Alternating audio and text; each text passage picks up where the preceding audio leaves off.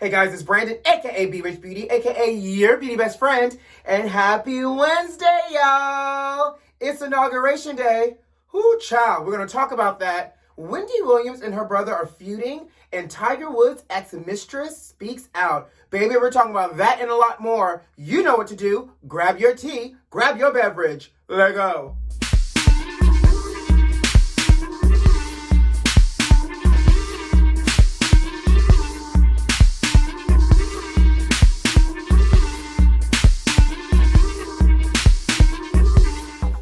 All right. So it's Wednesday. So good to see you all. I missed you, but I decided to take off MLK Day to just pause, relax, and do nothing. Did you guys have a good MLK holiday weekend?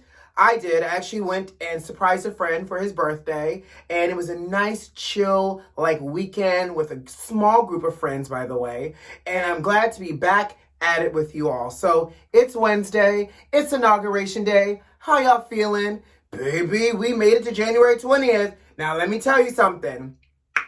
I am holding my breath to 12:01 because what I do know is I need 12:01 to hit and strike because I think the inauguration's at noon, right? So at 12:01, once Biden gets done being sworn in, we can all take a little bit of a sigh of relief and a little bit of a breath, right? Because God knows, I don't know about you, but did y'all hear? Oh, let's just jump right into it.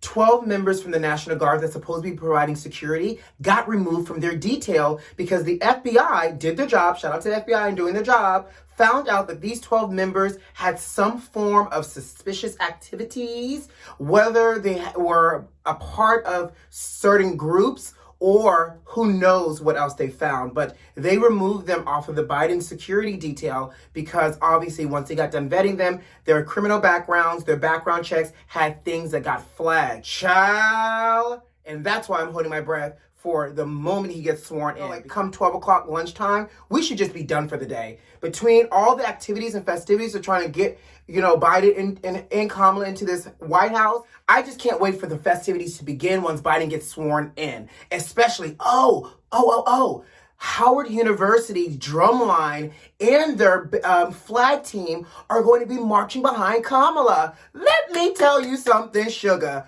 Kamala is making Black history, American history, and she's bringing the HU experience to the forefront of America. Let me tell you, this already warms my heart. I know all the AKAs out there. My mama better be wearing all her paraphernalia tomorrow. She better be up there with her pink and green on and her pearls.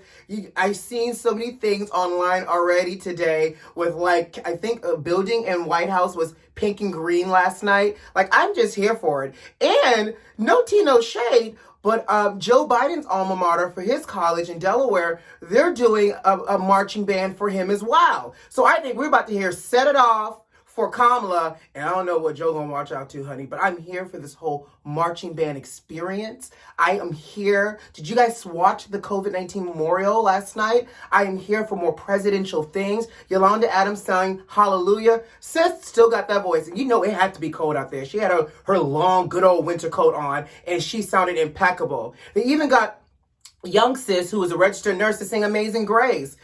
It was the eyeshadow for me. But I'm just so grateful that our America is starting to turn a new chapter that feels inclusive and just presidential, child. But let's move on. Before I move on, Cheeto has signed an executive order to build the National Garden of American Heroes. Now, this is supposed to be all American heroes from across different fields. And the only reason why I'm talking about it is because one of these statues that's going to go in this National Garden of American Heroes is The Voice, Nippy, Whitney Houston herself, and also Kobe Bryant. So I'll tell you this much. I'm still giving you a side eye because on your last few hours as president, you signed a bill like this that's actually American and presidential. But I'm also going to say bye, wig, Biden, and good riddance. Child, moving on.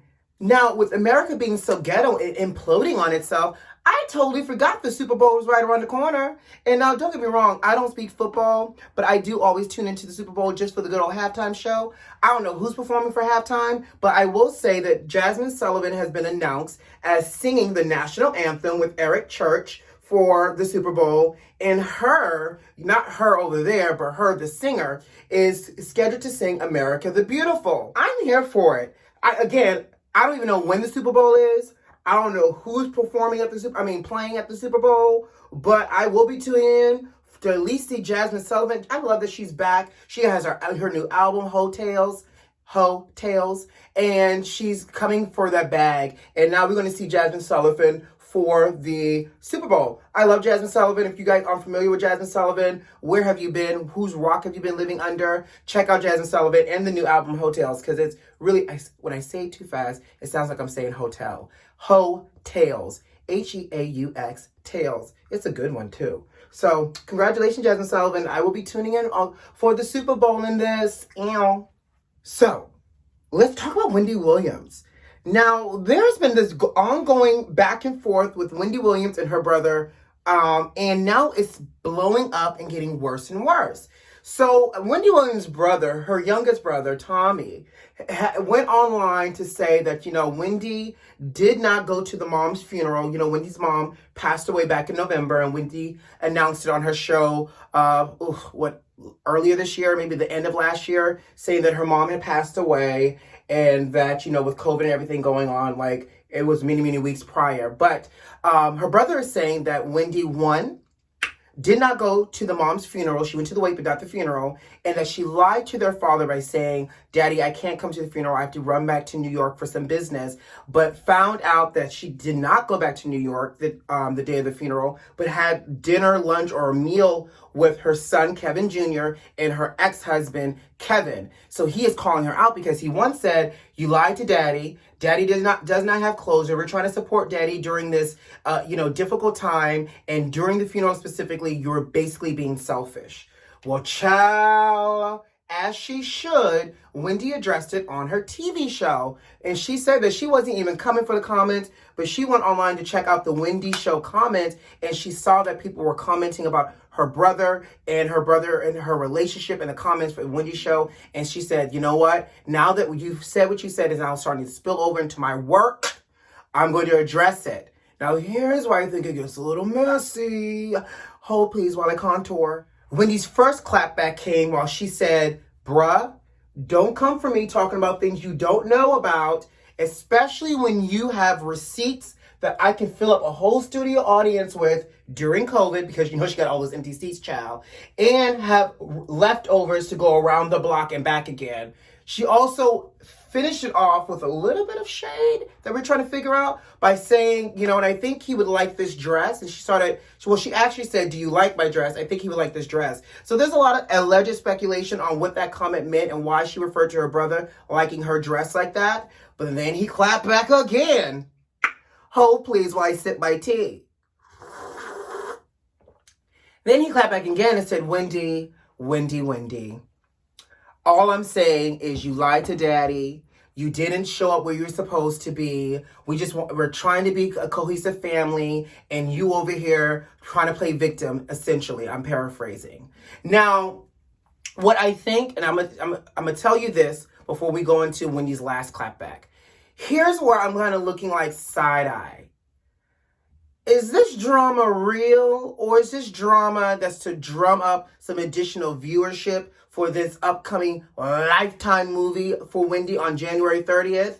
Because all of a sudden, in our history with Wendy, we have never seen her family business outside of her marriage be aired like that. And for her and her brother to be going back and forth over something that really is a table talk, not like a Jada Pinkett Smith red table talk, but a table talk where you're at dinner, you're at breakfast, and as a family and as siblings, and you should just be able to say, I'm putting it all out on the table. What you did was effed up. What I did was effed up. I feel some kind of way. It's not about me. It's not about you, but it's about Daddy. Like, let's move past this.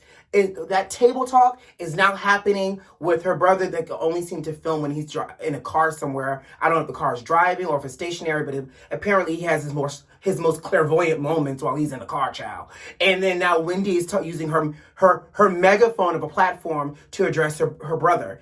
Is this strategic, or is this real family drama? Now, with that being said, let's talk about her last clapback. Hold please while I do my brows. So Wendy did another clapback, and she said Tommy, you know I was there. She said, I was not only there, but Kevin Jr. was there at the funeral. He was in the back studying for his midterm. I don't know why he felt he needed to study for his midterm during her funeral, but she said that he was studying for his midterm in the back, and that not only was she there, she described what the mom wore, even though she did say she went to the wake, but she said that not only was I there, but her ex-husband Kevin was there. And then she said, while you were running your mouth talking about me not being there, which is not true, you got into a whole fist fight at mommy's funeral over her open casket with a blood relative who's half your age. She said, not only did you get into a whole fist fight, Kevin Sr. went over to separate you two and to break up the fight, and the fight spilled over into the lobby of the funeral home. She said they went into the lobby of the funeral home to, I guess, to continue with the argument. The funeral home turned up the music. I don't know what kind of shenanigans this was, child. But the funeral home allegedly turned up the music so they wouldn't hear the arguing inside the chapel. But she said, baby boy, baby brother, I was there.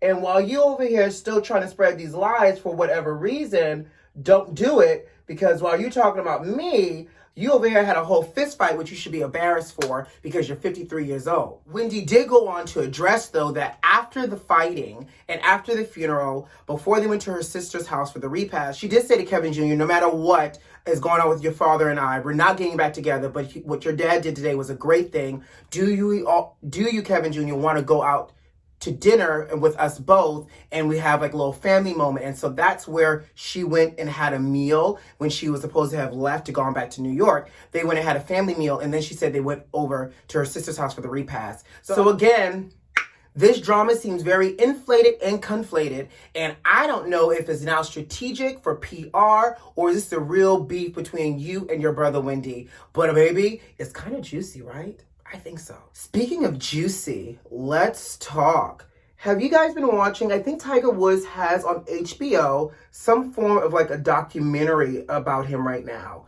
Well, part 2 of the documentary is a juicy one. And I say that because I was reading the feedback on it. I have not watched it yet, but because of what I read, that is the reason why I'm coming to you, Beauty Besties. I think we need to go watch this, okay? But anyways, Tiger Woods' ex-mistress is now finally speaking out about her love affair and all the drama that happened between her, Tiger, and the breakup. So the ex-mistress, her name is Rachel, and she said that she met Tiger at a club where she was a manager, and she noticed that he was sitting at a bar alone by himself, drinking alone. She was already on the move, child, scoping out the scene. But anyway, so she said she went over to Tiger, introduced herself, and he asked for her number. And she said she was on her way out finishing her shift. You gotta love a man on a mission. She said that she wasn't out the door and at a stoplight before Tiger texted her asking when he can see her again. So much so that Tiger offered to fly her to Orlando. And being, I guess, a woman on a mission, honey, she accepted the invitation. And unlike the Monica lyric, I don't get down on the first night, she did. And she said that after she had sex with Tiger, how could she ever go back to dating and having sex with a mere mortal again? I didn't know Tiger was a god, but okay. I mean, I guess he's good at what he does in terms of, golfing. But that began her love affair with Tiger. Now, here's the get you gotcha. As their love affair unfolded, Tiger flew her to Australia while he was there for the Masters. And she said that she was in the elevator one day with a National Enquirer reporter that she did not know was working for the National Enquirer, and he saw her go into Tiger's suite. And so therefore, the article that hit the world with Tiger allegedly cheating on his wife was supposed to come out, and Tiger and her tried to get in front of it. So much so that Tiger went to his wife at the time that he was married to, Elin, and said to her, this article is going to come out. This is not real. I'm not cheating on you. Now, here's the gotcha. Tiger had his whole mistress pick up the phone and call his whole wife for a 30-minute conversation with her denying that they were, one, not sleeping together, how she knew Tiger, why she was in Australia, and why she was in the same hotel as a friendship, platonic type of situation. Now, you got to be a very suave narcissist to convince your mistress to call your wife to deny that y'all are having a whole love affair. And do you not know that woman said, okay, she called this woman, what's that song that was like, hey girl, can I talk to you for a minute? Mm-hmm. You know, you look kind of familiar. No, that's that Brandy and Monica song. But there's another one it's an old school one. I think it's like, oh gosh, not Roberta Flack. It has to be, Tonight is the Night. The woman who sings Tonight, my mother's gonna kill me. Betty Wright, that's it. That's who it is. Oh, I don't know, I'm telling you. Ooh, child, I need to take my Ginkgoba. Anyways, like that whole conversation felt like a whole like Betty Wright type of song from back in the day with, you know, the mistress calling the wife and the wife calling the mistress and they trying to talk it out. So apparently they sold the story. They were so ecstatic that they got over. The story came out. Nobody paid attention to it. But what happened was karma. Y'all remember that accident Tiger got in where the windows were busted out of his car and his wife said she used one of his golf clubs to get him out the car, so she busted out the windows? And y'all know the real story was she found out that they were really having an affair and she chased him out the house with the golf club and he got into a wreck. Well, apparently the night of that wreck, Tiger had texted her like, I'm about to take an Ambien, I'm going to bed. And so later that evening, I guess after the accident, or before the accident, I should say, later that evening, she got a telephone call. And so you know how it is. You answer the phone because you think it's Tiger. You answer the phone, you're like, hey baby, I thought you was going to bed. And then the wife was like, I knew it was you. This ain't Tiger. And it went down from that. Apparently, you know, we all saw it. Tiger had the car accident, and she said that the mistress said that after the car accident, she had nothing but radio silence from Tiger until she got ready to tell her story. And Tiger called her saying that his lawyer was going to reach out to her and offer her a confidentiality settlement. Now, she's saying that she feels in retrospect that that was also Tiger's way of still loving her by saying, get as much as you can. Baby, how much y'all think she got from that confidentiality settlement? But what I do know is Mama went through a few more relationships/affairs before she ended up getting married. But I had never heard the inner workings of the story before. I just said, this is just too juicy not to come to y'all with it. It is definitely a sippable moment, and it makes me want to watch Tiger's autobiography on HBO. So if y'all have some free time, y'all feel like listening to this story from the horse's mouth, go ahead and let me know what y'all think. All right, guys, I got to go. I don't know about you, but I need to run now and get ready to watch this inauguration and get ready for it. But in the meantime, you know what to do. Subscribe to the channel if you like this video if you like, and leave me a comment. Most importantly, are those notifications turned on? I hope so. Who loves you? I do. See you on Friday. Bye.